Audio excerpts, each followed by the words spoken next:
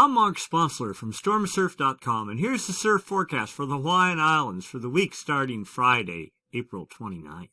Brought to you by your surf authority, expert advice, and friendly staff, Hawaiian South Shore.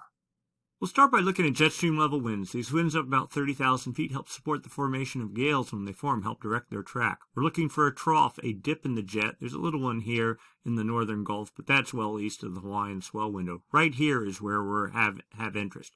A little bit of a dip here as we put this into motion. You see it gets a little bit deeper. That helps create a counterclockwise flow aloft and down at the ocean surface. That's the hallmark of low pressure. And of course, low pressure, if it's strong enough, generates winds. Winds, if they're strong enough, generate seas. Seas, as they move away from the fetch area, turn into swell. And swell, when it hits your beach, like right there, there's the Hawaiian Islands, that creates surf. Right, so we have a trough over the northern dateline region, and that is to build and push east. Another trough right behind us is forecast for Saturday, pushing off the Kuril Islands, supportive of yet another gale pushing over the dateline and then east of the Hawaiian Islands.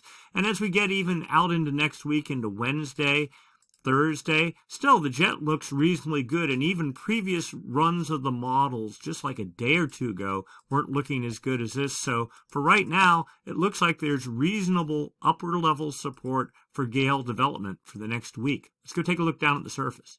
Here we are, surface level pressure, surface level winds. As expected, a little gale off. There's Kamchatka, Kuril Islands right there. Hawaii's down here.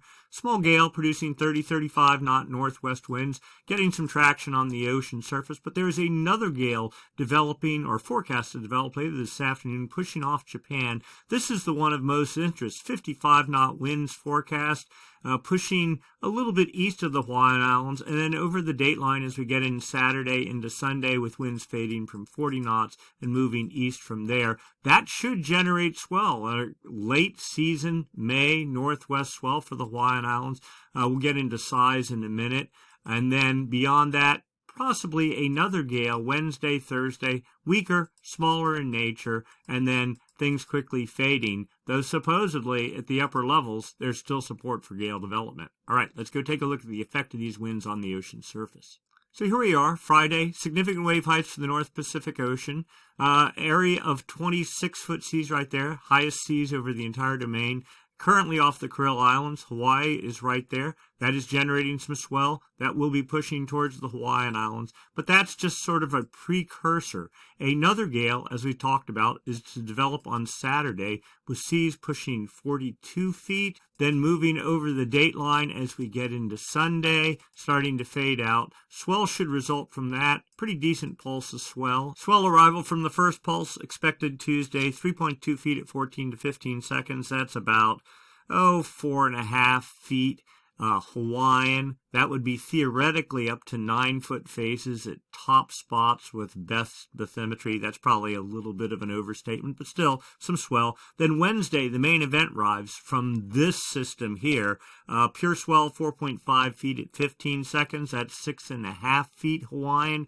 That would be 10 to 12-foot faces, so double overhead, again at select top bathymetry breaks on the north shore of Oahu. So some swell for sure, but this system has not even formed yet, right? So there's still a little bit of ambiguity, but by Saturday, Sunday, you watch the wave models, it should be pretty obvious what's going to happen.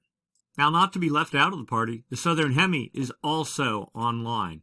This is back Sunday, almost a week ago. A gale developed under New Zealand, producing initially about 32-foot seas, maybe 33 feet, and then it redeveloped again with 37, 39-foot seas, and then 37-foot seas, aimed well to the north. Hawaii is at about 158 west, so up here off the end of the chart, but this energy aimed pretty well to the northeast. Then a secondary gale formed under that, it too lifting north with 34-foot seas, and then fading out. So a triple pulse swell and a bit of a long laster too, since this system is further away, takes longer for the swell to get there, bit more space between sets, the duration of the swell would be longer.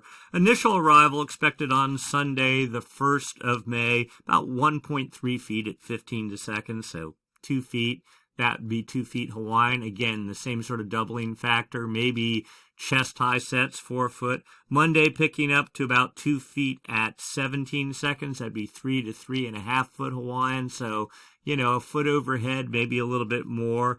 And then holding about the same Tuesday period, dropping off some Wednesday next week, again holding with that second pulse of swell energy arriving. And then Thursday, it all sort of comes together, swells overlapping, maybe to 2.6 feet at 16 to 17 seconds. That'd be 4 foot Hawaiian. That would be 2 to 3 feet overhead at top south-facing breaks on the South Shore with good bathymetry. Probably a bit of an overstatement, but maybe. We'll see. But certainly, and swell is to continue. So basically, the run starts on Sunday. This is 2 days out, and is to go the whole way through till Sunday the following week. So a whole week of southern hemi swell expected for the South Shore. So you got your choice, north or south.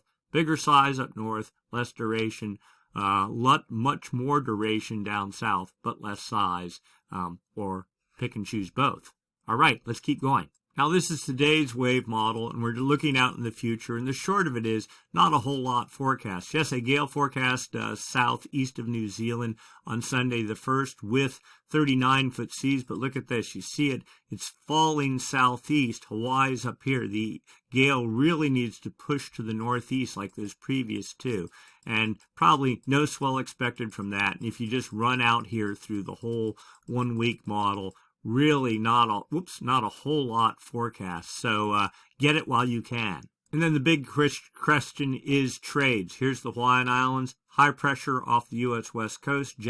Winds flow clockwise around high pressure. That's what generates trades for the Hawaiian Islands. This light blue color, 15-knot trades as of right now. We put this into motion as we get into Friday, into Saturday. Still 15-knot trades. Maybe a little bit more, but then Sunday, they pick up to 20 knots, pretty much pure out of the east, continues Monday and Tuesday, and even a little bit into Wednesday, and then finally, even Thursday and Friday, really depends on the morning. So a steady, non-stop trade flow is forecast, with the worst of it, I think, starting Tuesday or so, and being strong, 15 to 20 knots.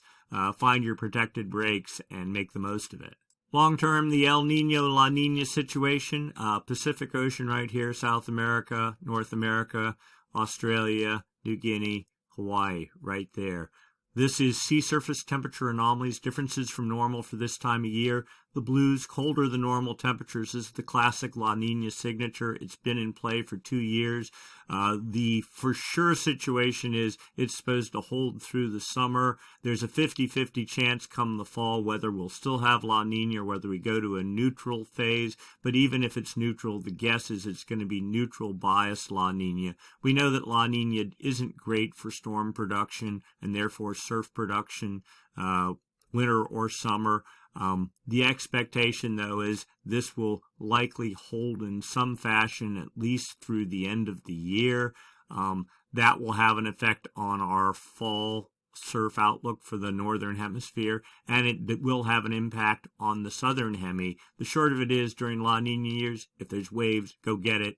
Don't wait. Don't wait for the next swell. Don't get too picky. Take what you can get and make the most of it. And like you see right now, there is surf late season, both north and south, so there are opportunities. So the short of it, swell is on the way for the North Shore. Nothing too huge, but certainly late season swell, and given the time of year, anything is huge. Southern hemi, South Shore, certainly going to do well too, starting about Sunday. All the way through the week, steady southern hemi swell with a little bit of size perhaps in the middle of it. And beyond that, trade wind swell at select breaks or just strong trades blowing everywhere. So make the most of it, get what you can. During La Nina, like we said, you get what you can and you don't get too picky. All right, that's it for this week. I'm Mark Sponsler again, and I'm here for HawaiianSouthShore.com, a great place to do all your shopping. And we'll see you next week. Thanks for watching.